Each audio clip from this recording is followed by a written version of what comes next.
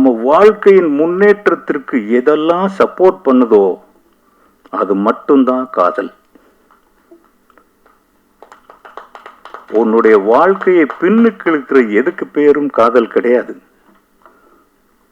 மனசும் புரிஞ்சுக்கிறது கல்யாணத்துக்கு முன்னாடியும் புரிஞ்சுக்கலாம், கல்யாணத்துக்கு பின்னாடியும் புரிஞ்சுக்கலாம். கொஞ்சம் காத்திருங்கள், கொஞ்ச நாள் காத்திருக்கணும். காதல் எல்லா பருவத்திலையும் வரும், எந்த வயதிலையும் வரும். கொஞ்சம் காத்திருங்க.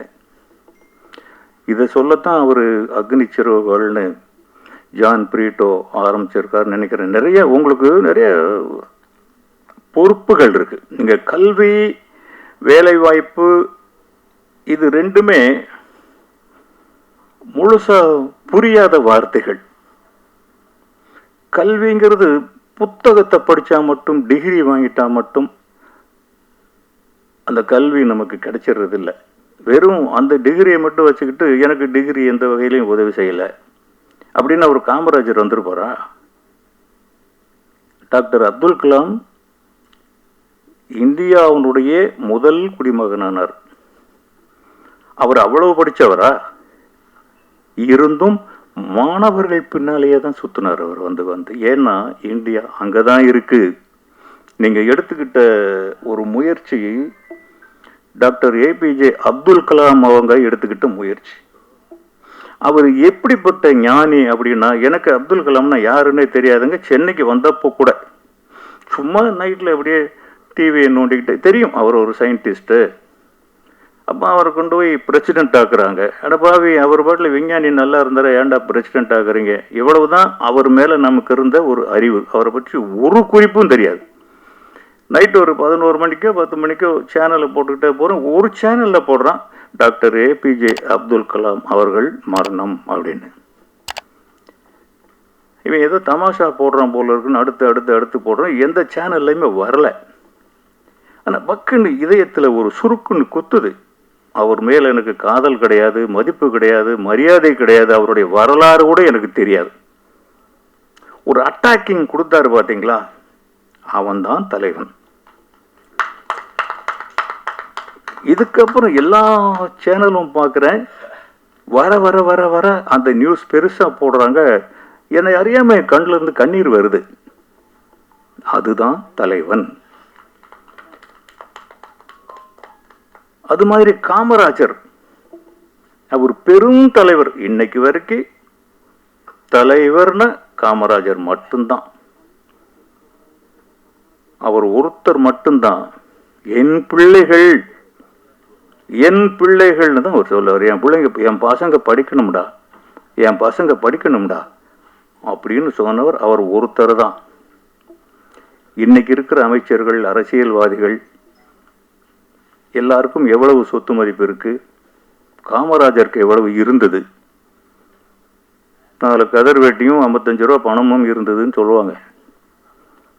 அந்த ஒரு தலைவர். அந்த வயசுல எனக்கு ரொம்ப பிராயம், இளம் பிராயத்திலேயே 6th ஏதோ படிச்சுக்கிட்டு இருக்கும் போது அவர் மேல் ஒரு ஈர்ப்பு வருது. அவர் மேடையில் நின்று கலைஞர் மாதிரி அடுக்கு மொழியில பேசுறவரும் இல்லை, வாஞ்சிநாதன் மாதிரி வீரவசனம் பேசுறவரும் இல்லை, நடிகர் திலகம் சிவாஜி கணேசன் மாதிரி அடுக்கு மொழி பேசுறவரும் இல்லை. ரொம்ப சொற்பமா, ரொம்ப காலை நீட்டி உட்காந்துக்கிட்டு ரொம்ப எளிமையா பேசுவார். அவர் எப்படி அந்த சின்ன குழந்தையான என்ன இருத்தார்? அதுதான் தலைவன். இன்னைக்கு ஹீரோக்கள்லாம், இன்னைக்கு தலைவர்கள்லாம் அலங்காரம் பண்ணிக்கிறாங்க, மேக்கப் பண்ணிக்கிறாங்க, வெளியில வர்றாங்க, என்னென்னமோ நடக்குது. அது நமக்கு தேவையில்லாத ஒரு விஷயம். இந்த பணியை டாக்டர் அப்துல் கலாமும் கர்ம வீரர் காமராஜரும் செஞ்ச பணியை நம்ம ஜான் பிரீட்டோ கையில் எடுத்திருக்கார். இதை அவர் செவ்வனே செஞ்சிட்டாருன்னா, நம்மெல்லாம் முடிஞ்ச அளவுக்கு சப்போர்ட் பண்ணி செய்ய வச்சுட்டோம்னா, இதை விட ஒரு சீர்திருத்தம் தேவையே இல்லை. இன்னைக்கு கல்வியினால மட்டும்தான் இந்தியா சுபிட்சம் பெற முடியும். கல்வி இனிமேல் அடுப்படியில் தோசை சுட கூட போக முடியாது. பொண்டாட்டி நிமிந்து நின்று பேச முடியாது. அவ்வளவு தூரம் கல்வியினுடைய ஆழம் வந்துருச்சு.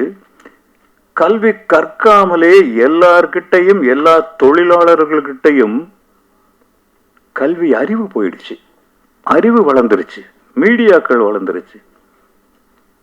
மொபைல் ரொம்ப பெரிய சாதனையும் பண்ணுது, அதை விட பெரிய வேதனையும் தருது. அதுல இருந்து தான் இன்னைக்கு நிறைய கத்துக்கிறாங்க. அப்பா அம்மா அண்ணன் தம்பி அக்கா தங்கச்சி எல்லாம் சொல்றதை விட இதுதான் அவங்களுக்கு அட்ராக்ஷன். இந்த போட்டியில இந்த அக்னி சிறகுகள் அமைப்பு ஜான் பிரிட்டோ எப்படி இந்த சவாலை ஏத்துக்கிட்டாருங்கிறதே ரொம்ப பெரிய ஆச்சரியமா இருக்கு. ஒரு ரொம்ப பெரிய உந்து சக்தி இல்லாமல் அவங்களால உத்வேகமா செயல்பட முடியாது. இன்னைக்கு சமுதாயம் அப்படித்தான் இருக்கு, கண்ணுக்கு தெரிஞ்ச வரைக்கும்.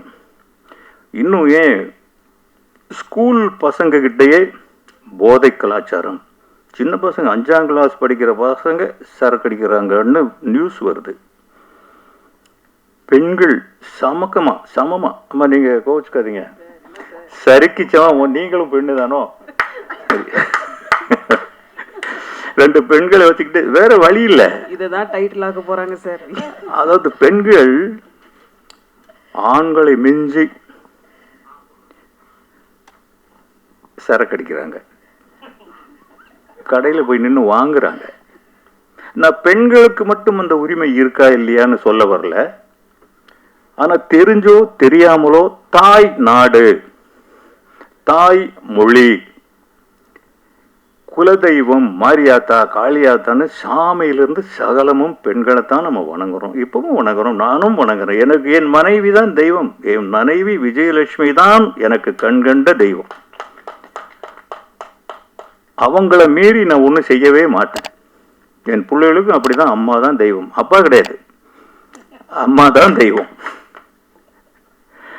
ஆனாலும் இன்னைக்கு ஆண்களுக்கு சமமா போட்டி போட்டு பெண்ணுரிமை பெண்ணுரிமை பெண்ணுரிமை பெண் விடுதலை, அப்ப நீங்க விடுதலை வாங்கிக்கங்க. சில பொறுப்புகள் பெண்கள் கிட்ட தான் அதிகமா இருக்கு.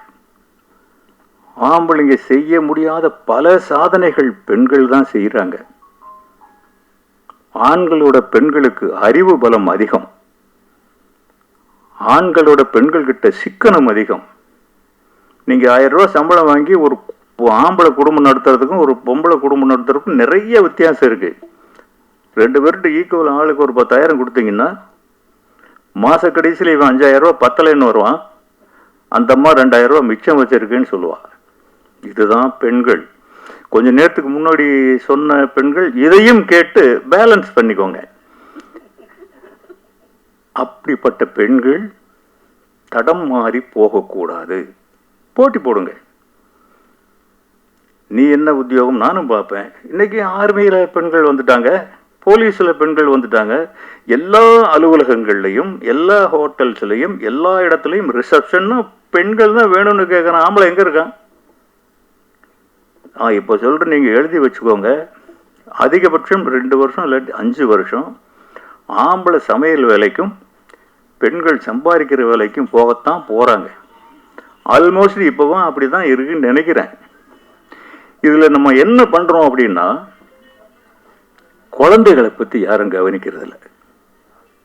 சம்பளம் சம்பளம் இவ்வளவு வேணும் இவ்வளவு வேணும், டே ஒரு வீடு வாங்கணும்டா, இல்லடா அங்க ஒரு கார் வாங்கணும்டா. வீடு வாங்கணும் கார் வாங்கணுங்கிறது இன்னைக்கு ரொம்ப பெரிய வியாதியா பரவி கிடக்கு. அதனால 2 பேரும் ஓடுறாங்க. நான் என்னோட தெரிஞ்ச வீட்டுக்கு ஒரு நாள் போயிருந்தேன்.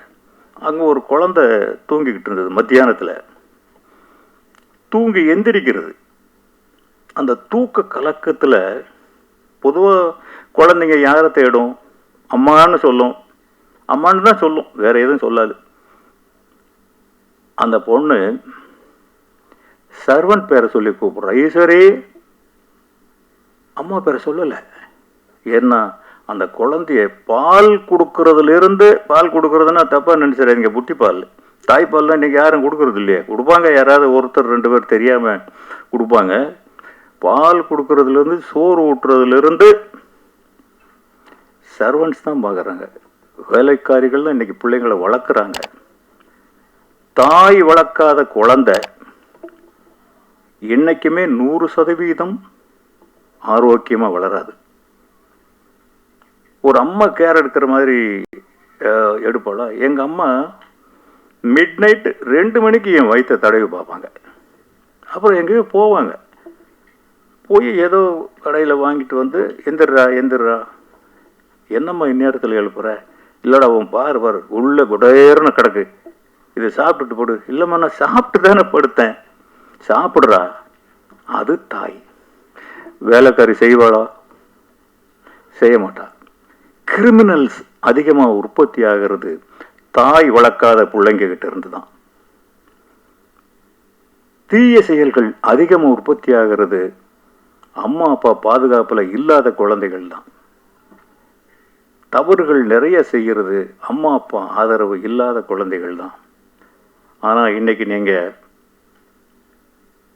அதிகமான ஒரு ஆடம்பர வாழ்க்கைக்கு நம்ம ஆசைப்பட்டு எல்லா வாழ்க்கையும் எல்லாரும் வாழணும். ஆனால் நமக்கு பின்னாடி பேர் சொல்ல போகிறது நம்ம குழந்தைகள். நம்ம ஏதாவது சம்பாரித்து வச்சுட்டு போனோம்னா அதை அனுபவிக்க போகிறது நம்ம குழந்தைகள். நம்ம இன்ஷியலில் தான் கடைசி வரைக்கும் அவங்க பயன்படுத்துகிறாங்க. இன்றைக்கி தனுஷ் என்ன பண்ணுறாருன்னா, அவர் பேர் தனுஷ், அவர் பேர் வெங்கடேஷ் பிரபு, நான் வச்சது. அவர் தனுஷ்னு வச்சுக்கிட்டார். ஒரு இடத்துல எங்கேயோ ஏர்போர்ட்டில் எங்கேயோ போகிறப்போ தனுஷ் கே ராஜா அப்படின்னு கூப்பிடுறாங்க. கே ராஜாங்கிறது நான். என் மகன் என் இன்ஷியலை பயன்படுத்தலை, என்னையே பயன்படுத்துகிறான். இதுதான் ஒரு தந்தைக்கு மகன் செய்யும் உதவி. அவன் கே தனுஷ் அப்படின்னு போட்டு ஈஸியாக போயிருந்தா நான் அவ்வளோ தூரம் தெரிய மாட்டேன். உலகத்தில் எந்த மூலைக்கு போனாலும் என் மகன் தனுஷ் இருக்கிற இடத்துல நானும் இருக்கிறேன். தனுஷ் கே ராஜான்னு அவர் போட்டதுனால ஹோட்டலில் வரும் அவர் பேர் தான், பாஸ்போர்ட்டில் தனுஷ் கே ராஜா தான். சில இடங்களில் தனுஷை விட்டுறான், கே ராஜான்னு தான் கூப்பிடலாம். இது எனக்கு பெருமை இல்லையா? இதை செய்யணும்னா அவங்க அம்மா அவன் நடிகனாகிற வரைக்கும் தன் ரத்தத்தையே சிந்தி அவங்க அம்மா தான் வளர்த்தாங்க. நான் வளர்க்கல, அவங்க அம்மா தான் வளர்த்தாங்க. 4 பேர் குழந்தைங்க. இந்த 4 பேரும் ஸ்கூலுக்கு போகணும். ஒரு சர்வெண்ட் வச்சுக்கிறதுக்கு அன்னைக்கு வசதி கிடையாது. காலையில் சமைச்சு சாப்பாடு கொடுத்து ட்ரெஸ் பண்ணி 4 பேரையும் கொண்டு போய் விட்டுட்டு வரணும். திருப்பி மத்தியானம் சாப்பாடு கொண்டு போய் கொடுக்கணும். 4 மணிக்கு ஏதோ டீயோ காஃபியோ ஏதோ பிஸ்கட்டோ கொடுக்கணும்னு சொல்லுவாங்க, அதுக்கும் அவங்க தான் போகணும். சாயந்தரம் போய் கூட்டிகிட்டு வரணும். இது எல்லாமே அப்பா அம்மா 2 பேருக்கும் இருக்கிற பங்கு தான். ஆனால் இதை செய்யறதுக்கு எனக்கு நேரம் இல்லை. அந்த ஒரு தாய், அந்த விஜயலட்சுமிங்கிற ஒரு தாய் தான் இத்தனை வேலையும் செஞ்சாங்க, இன்னைக்கும் செஞ்சுக்கிட்டு இருக்காங்க. ஆகையினால தாய் தகப்பன் பார்வையில் வளராத குழந்தைகள் இன்னைக்கு சமுதாய சீர்கேட்டுக்கு அதுதான் முக்கியமான ரீசன். ஒரு பிள்ளைங்க வீட்டில் ரொம்ப நேரம் அவன் ரூமில் லைட் எரியுதா, கொஞ்சம் எட்டி பார்க்கலாம், தப்பு கிடையாது. ஆனால் இன்னைக்கு இருக்கிற ஜெனரேஷனில் இருக்கிற ஃபாதர் மதர் அவங்களே மொபைலில் தான் மூழ்கி இருக்காங்க. ஒரு குழந்தை குவான்னு அழுதுனாக்க உடனே மொபைலை கொடுத்துட்றாங்க, அவன் அழுகி நிப்பாட்டிடுறான். அப்படியே சோத்தை ஊட்டுறாங்க, அவன் என்ன சாப்பிட்றான்னு தெரியாமல் அவன் பாட்டில் உள்ள அமுக்குறாங்க. இதை கூட அந்த அம்மாக்கள் செய்கிறதில்ல, அந்த வேலைக்காரிங்க தான் செய்கிறாங்க. இந்த சமுதாயத்துக்கு ஜான் பிரிட்டோ கல்வி கொடுக்கணும், வேலை வாய்ப்பு கொடுக்கணும். நிறைய விஷயங்கள் இருக்கு. நான் பிறந்தது, கல்வி எனக்கு எப்படி உதவி செஞ்சது அப்படின்னா, நான் பிறந்தது அந்த தேனி மாவட்டத்தில் ஒரு சின்ன குக் கிராமம், ஒரு 100 வீடு கூட இருக்காது. அதுக்கு பக்கத்தில் இருக்க ஒரு மாந்தோப்பு, அடர்ந்த வனம் மாதிரி இருக்கும், அதில் கொண்டு போய் போட்டாங்க. எங்கள் அப்பா ஒரு படிக்காதவர், 3ஆம் கிளாஸ் என்னமோ அந்த காலத்தில், அது இன்னைக்கு SSLCக்கு மேலே சமமான ஒரு படிப்பு தான். அவ்வளோ தூரம் பிள்ளைங்க மேலே பொறுப்பானவர்னு சொல்ல முடியாது என் தகப்பன். அம்மாவுக்கு ரொம்ப பொறுப்பு இருக்கு, யாராவது ஒருத்தருக்கு இருந்தாலே போதுமானது தான். அந்த இடத்துல 10 பிள்ளைங்க நாங்கள் எங்கள் அப்பாவுக்கு. அவர் வந்து ஒரு சட்டம் போடுறார், வீட்டில் படிக்க போகணும், பாஸ் பண்ணணும்.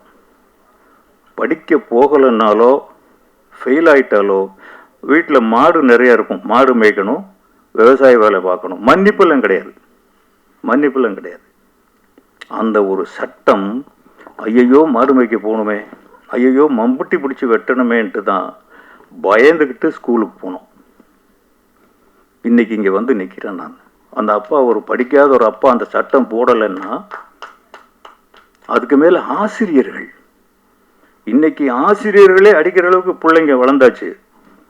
ஆனால் அன்னைக்கு 1ஆம் வகுப்பில் எனக்கு ஆனா அப்படின்னு சொல்லி கொடுத்தது சிவலட்சுமிங்கிற ஒரு ஆசிரியை. இன்னைக்கு அவங்களை இந்த இடத்துல சொல்ல வேண்டிய அவசியம் இருக்கு பாருங்க. அந்த ஆசிரியை கல்வி. ஹைஸ்கூல் சேதுராமன்கிற ஒரு தமிழ் ஆசிரியர், அவர் ஒரு முன்மாதிரி. அங்கே உத்தமபாளையம்னு அங்கே ஒரு கல்லூரி, பாண்டியராஜன் அப்படின்னு ஒரு விரிவுரையாளர். இந்த ஆசிரியர்கள் முன்னுதாரணமாக இருந்து எங்களை வழிநடத்தின விதம் தான் இன்னைக்கு இங்கே நிற்க வச்சிருக்கு. அந்த வேலையைத்தான் ஜான் பிரிட்டோ செஞ்சிட்டு இருக்காரு. அது சாதாரண வேலை கிடையாது. சரி, இதுக்கப்புறம் அந்த கிராமத்திலிருந்து மதுரைக்கு வந்து மெஜரா கோட்ஸுங்கிற நிறுவனத்தில் வேலை பார்த்தோம். அந்த வேலையை விட்டுட்டோம். அதுக்கப்புறம் சென்னைக்கு போகணுங்கிற ஒரு வாய்ப்பு வருது. சென்னைக்கு போகும்போது டைம் நிறைய எடுத்துக்கிறோம்னாமா, சரி, சாப்பாடும் தருவீங்களா? சரி. போகும்போது அன்னைக்கு உண்மையிலேயே உன்னுடைய தகுதியை நீ இழந்தால் உறவுகளிடத்திலே உனக்கு என்ன மரியாதை கிடைக்குங்கிறதுக்கு அது ஒரு உதாரணம். எனக்கு மனைவி செல்வராகவன் ஒரு குழந்தை பிறந்துட்டாரு. இப்போ வீட்டில் மரியாதை இல்லை. இந்த ஊரை விட்டு போயிடலான்னு முடிவு பண்ணும்போது எங்கே போகிறது? சென்னைக்கு போகணும். 50 ரூபா தான் இன்றைக்கி தேவை. சென்னைக்கு 16 ரூபா தான் டிக்கெட். அன்னைக்கு 1977 இருக்கும், இல்லாட்டி 78 இருக்கும். இந்த 50 ரூபா யாருமே கொடுக்கல. வீடு வசதியான வீடு. அண்ணன் கொடுக்கல, தம்பி கொடுக்கல, அக்கா கொடுக்கல, அம்மா கிட்ட இல்லை, அப்பா கிட்ட கேட்க முடியாது. 2 பொண்டாட்டி சமாச்சாரம் வீட்டில். அதுக்கப்புறம் அங்கேருந்து மதுரைக்கு பக்கத்தில் ஒரு கிராமத்தில் எங்கள் ரிலேட்டிவ் ஒரு லேடி, நீ வா நான் கொடுக்குறேன்னு சொன்னாங்க. என்னடா இந்த பொம்பளையை நம்பி போகலாமா என்னன்னு தெரில. இருந்தாலும் வேறு வழி இல்லை. அந்த 3 வயசு பையனை தூக்கிக்கிட்டு சாயந்தரம் ஒரு 3 மணிக்கு அங்கே போகிறோம். அடேப்பா, விருந்து, அப்படி ஒரு விருந்து வைக்கிறாங்க. வாழ்க்கையில் நான் சாப்பிட்டதே இல்லை, அந்த மாதிரி ஒரு விருந்து வைக்கிறாங்க. அந்த அம்மா விழுந்து விழுந்து எங்களுக்கு கவனிக்குது. ஆஹா, 50 ரூபா உறுதியாக கிடைச்சிரும் அப்படின்னா 4 மணி ஆச்சு, 5 மணி ஆச்சு, 6 மணி ஆச்சு, 7 மணி ஆச்சு, 8 மணி 9 மணி ஆச்சு. அருமையான சாப்பாடு போடுறாங்க. எனக்கு பணம்னு கேட்கறதுக்கு ஒரு மாதிரி தற்கொலை பண்ணிக்கிற மாதிரி இருக்கு. காசு இல்லாத போது தான் அந்த மான மரியாதையெல்லாம் நிறைய வரும். அந்த மாதிரி எப்படா இதை கேட்கறது? அந்த பொம்பளை, அந்த அம்மா சொல்லி தான் போயிருக்கோம். படுக்கிறதுக்கு தனியாக ஒரு அறை கொடுத்தாங்க, படுத்துட்டோம். என்னடா எனக்கு மட்டும் தூக்கமே வரல. குழந்தை தூங்கிட்டான், அவங்க விஜயலட்சுமியும் தூங்கிட்டாங்க. கடிகார மணி அடிக்குது 2ன்னு. 2 மணி ஆயிடுச்சு, இன்னும் ஒன்றும் வரலையே. நான் எதுக்கு தூங்காமல் இருக்கேன் அப்படின்னா அது சொல்கிறேன். அப்புறம் என் மனைவி அந்த பக்கம் திரும்பி படுத்துட்டே கேட்குறாங்க, என்னங்க நீங்கள் தூங்கலையான்னு. ஏன்னா அந்த காலத்தில் பொறுப்புகள் முழுசும் 100க்கு 100 ஆம்பளை தலையிலேயே இருந்த காலம். அப்போ நமக்கு தானே கடமை ஜாஸ்தி. என்னங்க நீங்கள் தூங்கலையாங்கிற, என்னம்மா நீ தூங்கலையா? எனக்கு இதாகிடுச்சு. இல்லைங்க, நீங்கள் ஏன் இப்படி முழிச்சுட்ருக்கீங்க? இல்லைம்மா, அந்த அம்மா வீட்டில் மாமனாருக்கு தெரியாமல், புருஷனுக்கு தெரியாமல் காசு கொடுக்கணும் போல இருக்கு. ஒருவேளை நம்ம தூங்கிட்டோம்னா கொடுக்காம போயிடுச்சுன்னா அதனால் முழிச்சுட்ருக்கேன். அவங்களுக்கு லேசாக கண் கலங்குச்சு. அவங்க சொல்கிறாங்க, ஏங்க எதுக்காக நம்ம இப்படி வந்து அடுத்த வீட்டில் படுத்துருக்கணும்? எனக்கு உங்கள் மேலே நம்பிக்கை இருங்க, நீ ரொம்ப பெரிய திறமைசாலி. நீங்கள் நல்லா வருவீங்க. விஜயலட்சுமி ஒரு தேவதை. கையில் 10 பைசா இல்லை, அடுத்த வேளை சோறு போடுறதுக்கு ஆள் இல்லை.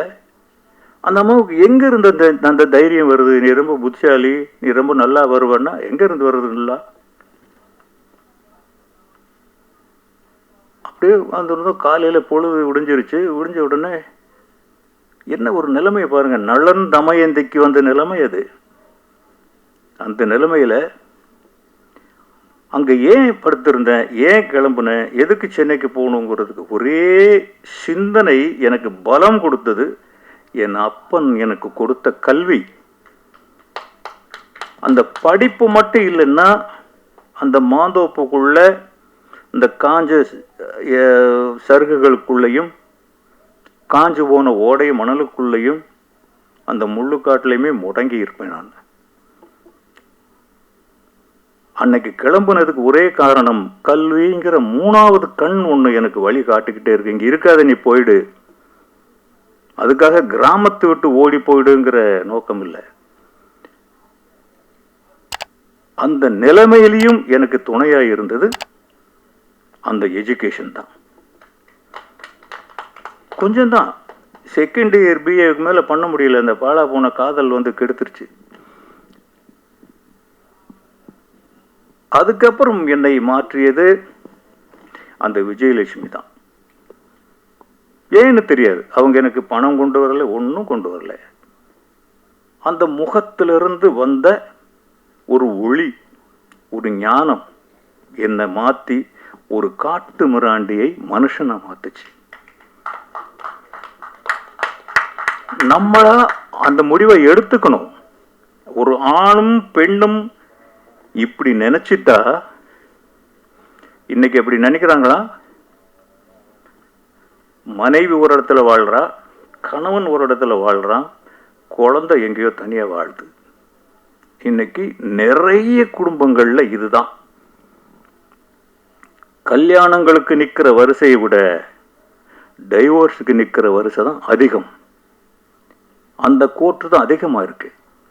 இப்படி விஜயலட்சுமி இப்படி இருந்திருந்தால் அன்னைக்கு ஒரு குழந்தைய இடுப்புல தூக்கிக்கிட்டு வருவாங்களே பின்னால. அதுக்கப்புறம் மதுரைக்கு போனோம். அங்கே என் நண்பன் ஒருத்தன் இருந்தான். அந்தமா போய் பக்கத்து வீட்டில் எங்கேயோ சாப்பாடு வாங்கிட்டு வந்த நேரத்தில் கொடுத்தது. அப்புறம் அதை அவங்ககிட்டே ஒரு 50 ரூபா வாங்கி ஒரு 30 ரூபா அவங்க கையில் கொடுத்துட்டு நான் மட்டும் அங்கேருந்து சென்னைக்கு வந்தேன்.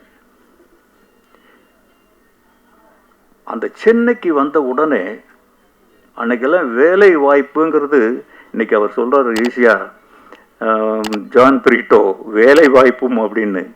அன்னைக்கு ஒரு காதில் அப்படி ஒரு குரல் கேட்டு இருந்ததுன்னா எனக்கு என்ன எங்கெங்கயோ சிறகடிச்சு பறந்துருப்பேன். நான் வந்து இறங்குனா ஒரு இந்த ரேஸ் கோர்ஸ் சம்மந்தப்பட்ட ஒரு இதில் ஒரு வேலை கிடைக்கிது. 150 ரூபா சம்பளம். அன்னைக்கு 150 ரூபாங்கிறது ரொம்ப பெரிய விஷயம். கொஞ்சம் அந்த புக்கிங் எடுக்கிறது. அந்த ஓனர் என்ன பண்ணுறாரு அப்படின்னா, எல்லாருக்கும் கொஞ்சம் சுமாரான இடங்கள்லேயே போடுறாரு. அப்பா இந்த பையனை போடாதப்பா, இந்த பையன் கொஞ்சம் படித்தவன், இவனை டி நகரில் போடு. காரணம் கல்வி, அந்த படிப்பு. எங்க போனாலும் உன் கூடவே தொடர்ந்து வர்றது விதியும் கல்வியும் தான். அதை மட்டும் கற்றுக்க வேண்டிய வயசில் ப்ராப்பராக கற்றுக்கிட்டா வேற சொத்தே உனக்கு தேவையில்லை. எங்கள் அப்பா எனக்கு எவ்வளவோ சொத்து எழுதி வச்சார். ரொம்ப பெரிய பணக்கார குடும்பம் என் குடும்பம் ஊரில். அதெல்லாம் தூக்கி எரிஞ்சிட்டு நான் சென்னைக்கு வந்தேன். இன்னைக்கு அதெல்லாம் யாரோ வித்துட்டாங்க. என் மனைவி கூட சொல்லுவாங்க, எங்க நமக்கு பிள்ளைகள் இருக்கு, இந்த சொத்தெல்லாம் அப்படி விட்டுட்டீங்களே. விடுமா, கான்சென்ட்ரேஷன் எங்க இருக்கணுமோ அங்க இருக்கணும். நான் அதை விட இன்னைக்கு 1000 பங்கு உயர்ந்திருக்கிறேன். காரணம் கல்வி, படிப்பு. ஜான் பிரிட்டோ எத்தனை பேருக்கு இந்த நம்பிக்கையை கொடுப்பாரோ எனக்கு தெரியல. அதுக்கப்புறம் சினிமா துறைக்கு வந்தாச்சு. சினிமா துறைக்கு வந்த உடனே ரொம்ப பெரிய தன்னம்பிக்கையை கொடுக்குறதுங்க சினிமா கல்வி. ஒன்றுமே தெரியாமல் சென்னையில் இறங்கி ஒரு மாதிரி ஒல்லியாக கண்ணங்கரேர்னு தட்டை குச்சிக்கு ட்ரெஸ் போட்ட மாதிரி இருப்பேன். அந்த காலத்தில் இருந்து சென்னையில் யாருமே தெரியாது. இங்கே வந்து வாழ்ந்து போராட்டங்களை சமாளித்து சினிமா துறைக்குள்ளே வந்து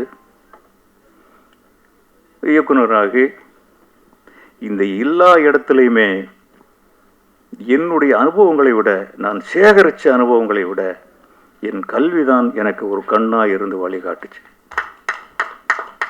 இந்த முயற்சியை எடுத்திருக்காரு ஜான் பிரிட்டோ. என்னுடைய படங்கள்லாம் முடிஞ்சு துள்ளுவோத இளமை எடுத்தாச்சு. துள்ளுவோத இளமை எடுத்த உடனே அதுக்கப்புறம் படங்கள் நிறைய வந்தது தனுஷ்க்கு. எல்லாருமே அந்த மாதிரி 4 பேர் பசங்க. துள்ளுவத இளமை எல்லாரும் பார்த்துருப்பீங்க, பாக்காட்டியோட கேள்விப்பட்டிருப்பீங்க. 4 பேர் 2 பேர் பிரதர்ஸ் இப்படியே கேட்குறாங்க. அவர் நான் போகிறேன்ப்பா. இல்லைப்பா நீ வேண்டாம் போகாத, நீ யார் மகன் அப்படின்னு நீ ஒரு புதுசாக இருந்தீன்னா போகலாம். நீ யார் மகன் உனக்கு ஒரு அடையாளம் இருக்குது, கொஞ்ச நாள் காத்துரு, இல்லையா காலேஜுக்கு போ.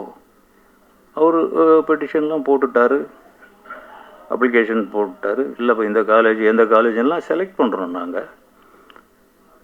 இப்போ ஒரு நாள் நைட்டு ஒரு 2 மணி 2:30 மணி இருக்கும். நான் உட்காந்து ஏதோ ஸ்கிரிப்ட் எழுதிட்டு இருந்தேன். அப்போ மெதுவாக என்னுடைய பொண்ணுங்களை பற்றி உங்களுக்கு சொல்லி ஆகணும். 2 பெண்கள் எனக்கு. நான் அந்த 2 பசங்க தான் எல்லாருக்குமே தெரியுது. 2 பெண்கள், 2 பேருமே சென்னை சிட்டியில் தலை சிறந்த மருத்துவர்கள், தலை சிறந்த சினிமாக்காரர்கள் அப்படின்னு சொல்கிறத விட என் மகள்களை நான் படிக்க வச்சேன்னு சொல்கிறது தான் எனக்கு ரொம்ப பெரிய பெருமை. அவங்க கணவர்களும் மருத்துவர்கள் தான்.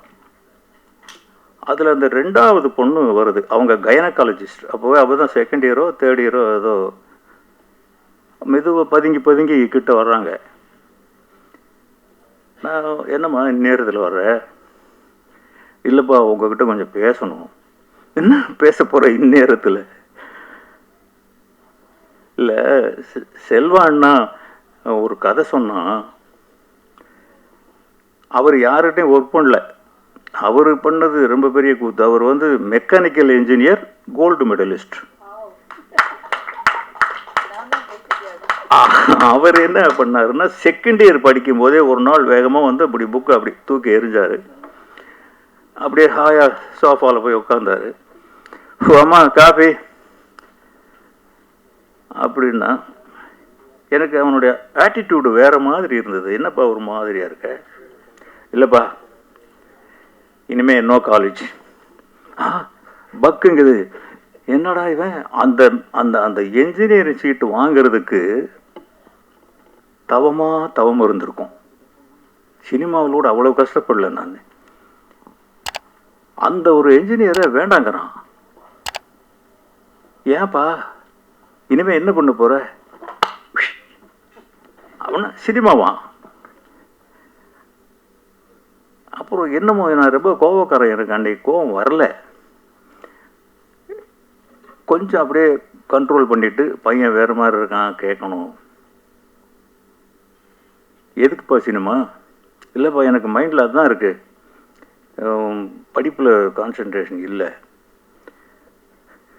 அப்புறம் கொஞ்சம் நேரம் மூச்சு வாங்கிக்கிட்டு சொன்னேன், இல்லை தம்பி, சினிமா உங்கள் அப்பா சென்னைக்கு வர்றதுக்கு முன்னாலேயும் இருந்தது, உங்கள் அப்பா காலத்துலையும் இருக்குது, உங்கள் அப்பாவுக்கு பின்னாலையும் இருக்கும். ஆனால் படிப்பு அப்படி இல்லை ராஜா. நீ எங்கே போனாலும் உனக்கு பின்னால் ஒரு டிகிரி வேணும். எப்படி என்னுடைய இனிஷியல் கேன்னு முன்னால் போடுறியோ அது மாதிரி உன் பேருக்கு பின்னாலையும் 2 எழுத்து இருந்தால் தான் உனக்கு மரியாதை கிடைக்கும். அதை நீ வாங்கு, நானே உன்னை சினிமாவில் கொண்டு போகிறேன்னு. பொய் தான் சொன்னேன். 100க்கு 100 200% பொய். எப்படியாவது அவனை காலேஜுக்கு போக வைக்கணும். மறுநாள்லேருந்து பேசலை. புக்கோடு தான் காலேஜுக்கு வந்தான். மெரிட்டில் பாஸ் பண்ணிட்டான்.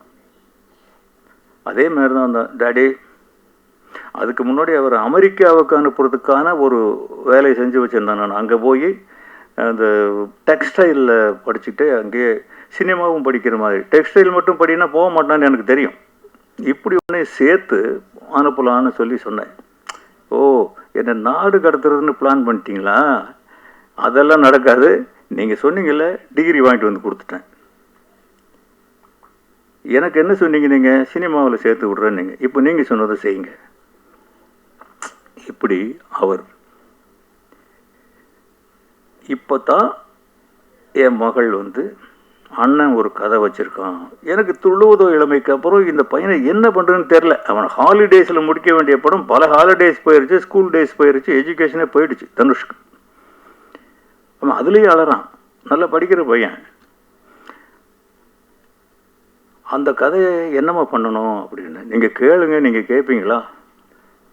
ஓ, நீ வந்து டாக்டருக்கு படிக்கிறத விட்டுட்டு கதை சொல்கிறத ஆரம்பிச்சிட்டியா இன்னைக்கு? சரி சொல்லு. அந்த பொண்ணு கதை சொல்லுறது கேட்டுக்கிட்டே இருக்கேன். ரொம்ப நல்லா இருக்குது ஸ்கிரிப்டு. சரிம்மா, இதை என்ன பண்ணணும்? படமாக எடுக்கணும். யார்? நீங்கள் தான். யார் டைரக்டரு? செல்வா தான். யார் நடிக்கிறது? தனுஷ் தான். ஈஸியாக அந்த அந்த வயசுக்கு தகுந்த படப்படன்னு சொல்லிட்டு போகுது. இதை சொல்லிட்டு இருக்கும்போதே பெரிய பொண்ணு வருது, விஜயலட்சுமி வர்றாங்க. இப்போ தான் பக்குன்னு நம்ம ஒரு சதி வலையில் மாட்டிக்கிட்டோம் அப்படின்னு உட்காந்துருக்கு. ஏன்னா எங்கள் வீட்டில் எப்போவுமே பெண்களுடைய சட்டம் தான் அதிகம். அவங்க போடுற சட்டத்தை மாற்றுறதுக்கு முடியவே முடியாது. சரி, அவங்க ஏன் எவ்வளோ பேருக்கு நீங்கள் என்னென்ன செஞ்சுருக்கீங்க? மகனுக்காக ஒரு படம் பண்ணுங்களேன். விஜயலட்சுமி சொல்கிறாங்க, ஏமா இது அவன் யார்கிட்டையும் ஒர்க் பண்ணலை, இந்த படம் எடுக்கணும்னா ஒரு 4 கோடி ரூபா தேவைப்படும். எப்படிம்மா எடுக்கிறது? அவனை நம்பி போடுறது. பெரிய பொண்ணு சப்போர்ட் பண்ணுறாங்க. இல்லைப்பா, அவன் பண்ணிவிடுவான், எங்களுக்கு நம்பிக்கை இருக்குது, ரொம்ப நல்லா சொல்கிறான், ஃபுல்லாக எழுதி வச்சுருக்கான். என்னடா இது? இப்போ என்ன முடிவு எடுக்கிறது? அப்போ விஜயலட்சுமி கேட்குறாங்க, இப்போ எவ்வளோ கடன் இருக்குது? இருக்கும் 2-3 கோடி ரூபா இருக்கும். இந்த படம் எடுக்கிறதுக்கு 4 கோடி ஆகும். பெத்த பிள்ளை தானே, கடன் வாங்குங்க. அந்த மாதரசி சொல்கிறாங்க, கடன் வாங்குங்கன்னு. சரி, கடன் வாங்குறதுன்னு முடிவு பண்ணோம். ஒரு காதல் கொண்டேன் வந்தது. செல்வராகவன் ஜெயிச்சார், தனுஷ் ஜெயிச்சார். என் குடும்பமே அந்த படத்தில் தான் நின்னது. இன்னைக்கு இங்கே நிற்கிறதுக்கு காரணமே அந்த படம் தான். இதுக்கெல்லாம் காரணம் சினிமா அறிவில்லை, கல்வி. இந்த முடிவை நீ எடு அப்படின்னு எனக்கு தீர்மானம் கொடுத்தது அந்த எஜுகேஷன். செல்வராகவன் படித்த படிப்பு, அவன் படத்தில் பாருங்க, நான் எடுத்த படம் மாதிரி இருக்கவே. என் படத்தில் நல்லா தெரியும், ஒரு பட்டிக்காட்டான் எடுத்த படம் நல்லா தெரியும். அவன் படம் என்கிட்ட இன்னும் துள்ளுவது இளமை எடுக்கிறதுக்கு ஐடியா கொடுத்தது அவர் தான் கொடுத்தாரு. கல்வி அங்கே வரை கூட வருது, இன்னைக்கும் கூட வருது. அதனால இந்த கல்விங்கிறதுல உங்களுக்கு இன்னொரு கூட கொஞ்சம் பொறுப்பு இருக்கு. புத்தகங்களை படிக்க வைப்பது மட்டும் கல்வி அல்ல. இன்னைக்கு நம்ம கிரிக்கெட் இருக்கு. இந்த கிரிக்கெட்டுக்கு எவ்வளவு முக்கியத்துவம், எத்தனை பேர் பாதுகாப்பு, எத்தனை கோடி டர்ன் ஓவர், அரசியல் எவ்வளவு, இராணுவம் எவ்வளவு. இதுல எந்த முக்கியத்துவமாவது விவசாயத்துக்கு கொடுக்கப்படுதா? விவசாயி தான் உலகத்துக்கே கடவுள். அவன் சோறு போட்டா தான் இராணுவ வீரன் நெஞ்ச நிமித்தி எதிரியை சுடுறான்னு மார்பை காட்ட முடியும். இந்த கிரிக்கெட்டுக்காரர் முடிச்சு பேட் அடிக்க முடியும். இதில் ஒரு பகுதியாவது செலவு பண்ணி அந்த விவசாயத்தை பாதுகாத்தா, இப்போ கூட சமீபத்தில் வந்த அரசியல் கட்சிகள்லாம் கொடுத்த அறிவிப்புகள்லாம் பார்த்தேன். ஒருத்தர் கூட விவசாயத்துக்குன்னு ஒன்றுமே சொல்லலை. நீங்கள் இந்த மாணவர்களுக்கு கூட அந்த விவசாயத்தையும் சேர்த்து சொல்லி கொடுத்தீங்கன்னா, இந்த நாடு விவசாயம் இல்லாத எந்த நாடுமே செழிக்காது. விவசாயம்தான் முக்கியம். எனக்கு கலப்பை பிடிச்சி உழ தெரியும், மண்வெட்டி பிடிச்சி வெட்ட தெரியும், விதை விதைக்க தெரியும், எல்லா வேலையும் செஞ்சுட்டு தான் இங்கே வந்திருக்கு. இன்றைக்கும் எனக்கு சினிமா இல்லைன்னா போட நான் பாட்டில் ஒரு 10 ஏக்கர் நிலத்தை வாங்கிட்டு உழுது பொழைச்சிருவேன். அது இல்லைன்னா நீங்கள் அதை செய்யலாம், உங்களுக்கு ஒரு வாய்ப்பு கிடச்சிருக்கு, அதையும் ஒரு பாடமாக வைக்கலாம். இல்லை இதுக்கு வர்றவங்க இப்படி வரணும்னா இது பண்ணியிருக்கணும். இப்போ காந்தி கிராமம்னு ஒரு யூனிவர்சிட்டி இருக்குது, அங்கே நான் விசிட்டிங் ப்ரொஃபஸராக வச்சுருக்கேன். அக்ரி ஃபோர்ஸ்னு சொல்லி தனியாக அது ஒரு இயக்கமாகவே வச்சுருக்கிறோம். சொல்லுங்கள். அசட் அக்ரி ஃபோர்ஸ்னு சொல்லி தனியாக ஒரு இயக்கமாகவே வச்சுருக்கிறோம். அதோட முக்கியமான நோக்கம் வந்து அழிவின் விளிம்பில் இருக்கக்கூடிய அகில், முகில், கருங்காலி, மருதம், வில்வம், விழுப்பை, வேம்பு, இது மாதிரி எண்ணற்ற மரங்கள்லாம் இருக்குது, நம்ம மண் சார்ந்த மரங்கள்லாம். இதை பற்றி நான் ஆல்ரெடி ஒரு மீடியாலையும் பேசியிருக்கேன். அந்த மரங்களை மட்டுமே பள்ளி குழந்தைகள்கிட்ட கொண்டு போய் அதோட விழிப்புணர்வை சொல்லி கொடுத்து அவங்களையே அதோட வளர்க்க வச்ச ஒரு பயன்களையும் அனுபவிக்க வச்சுட்ருக்குறோம். இது கடந்த ஒரு 8-9 வருஷமாக அதை பண்ணிட்டு தான் இருக்கிறோம். அதுபோக இப்போ இயற்கை வேளாண்மை பற்றி நான் பர்சனலாக கற்றுக்கிட்டு இருக்கிறேன். கொஞ்சம் ஊரில் இருக்கிற என்னோடய விவசாய நிலங்களில் முழுமையாக நான் முதல்ல கற்றுக்கிட்டதுக்கப்புறம் என்னோடய தம்பி தங்கச்சிங்களுக்கு அதை சொல்லிக் கொடுக்குறதுக்கு முயற்சி பண்ணுறீங்க. இல்லை, அது வரைக்கும் நீங்கள் காத்திருக்க வேண்டியதில்லை. நீங்கள் விவசாயத்துக்கு டீச்சரை போடாதீங்க, ஒரு விவசாயி பிடிச்சிட்டு வந்து சொல்லிக் கொடுக்க சொல்லுங்கள். அவன் தான் கரெக்டாக சொல்லுவான். இங்கே புடுறா கலப்பைய. ஏன்னா முன்னாடி இருந்து இதெல்லாம் பண்ணுங்கன்னு சொன்னா அவங்க பண்ணுவாங்க. டீச்சர் வச்சோம்னா எந்த டீச்சர் பேச்சு இல்லை, இந்த காந்தி கிராம யூனிவர்சிட்டியில் அப்படி இருக்குங்க. அது நிறைய நடந்து போகிறதுக்கு வழிகள் நிறைய இருக்கும். அங்கே நான் தான் ஆனரரி ப்ரொஃபஸராக போயிட்டு இருக்கிறேன். சினிமா பற்றி தான் சொல்லிக் கொடுக்க சொல்கிறாங்க, விவசாயத்தை பற்றி சொல்லிக் கொடுக்க சொன்னால் நல்லா சொல்லிக் கொடுப்பேன். கட்டாயம் அங்கே அவங்க விவசாயம் பண்ணுறாங்க. மாணவர்களுக்கு கூட்டு போயிடுங்க. கண்டிப்பா கட்டாயம் நீங்க வந்து மாணவர்களுக்கு அவங்க விவசாயம் கற்றுக் கொடுக்குறாங்க. அது இருந்தால்தான் நீங்க செய்யறது உண்மையான தொண்டு. இன்னைக்கு அதர்வைஸ் வெறும் படிப்பு வழி நடத்த உதவும், அறிவை மாற்றும், அதில் ஒன்றும் சந்தேகம் கிடையாது. அவன் கை நாட்டம் இருக்கிறத விட இது கொஞ்சம் பெட்டர், கொஞ்சம் மேல் தான். ஆனால் இன்னைக்கு ரொம்ப பெரிய தவறுகள்லாம் செய்யறது படித்தவன் தான். படிக்காதவனுக்கு ஒன்றுமே தெரியாது. எத்தனை லட்சம் கோடிகளுக்கு கடன் வாங்கிட்டு வெளிநாட்டில் போய் தப்பிச்சிருக்கவங்களாம் எவ்வளோ ஒரு கிரிமினல்ஸ், எவ்வளோ படித்தவனுங்க. படித்தவங்க கையிலையும் திட்டம் போடுறவங்க கையிலையும் தான் மாட்டிக்கிட்டு முழிக்குது நாடு. தயவு செஞ்சு நீங்கள் உங்களுடைய விங்கை இன்னும் பெருசாக்குங்க. இதை நிறைய சோதனைகள் வரும். சும்மா இங்கேருந்து ரேஷன் கடையில் போய் அரிசி வாங்கிட்டு வர்றது ரொம்ப கஷ்டமாக இருக்குது இன்றைக்கி.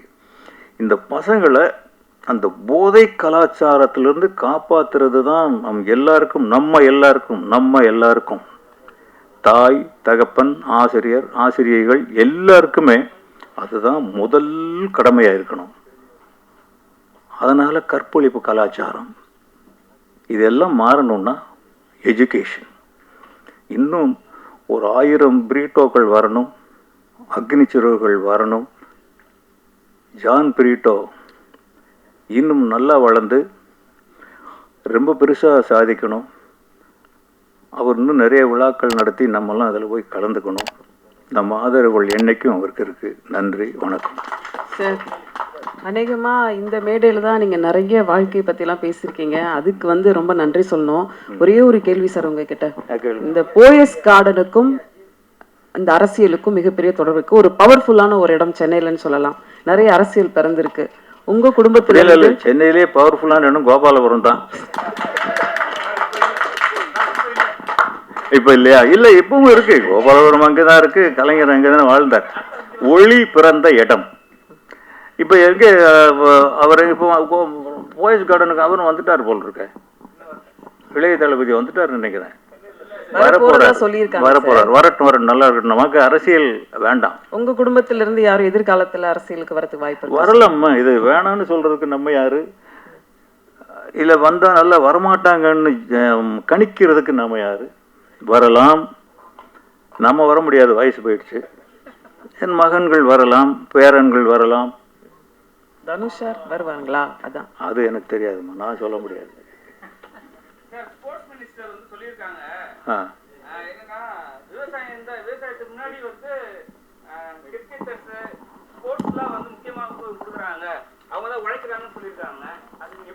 இல்ல, எனக்கு புரியல. நீங்க இங்கிலீஷ் வார்த்தையா சொன்னீங்க.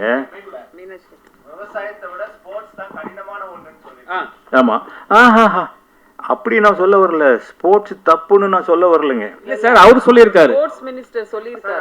அவரு அதெல்லாம் அவங்க கிட்ட வம்புல மாட்டி விடாதீங்க. அதெல்லாம் நமக்கு தேவையில்லை.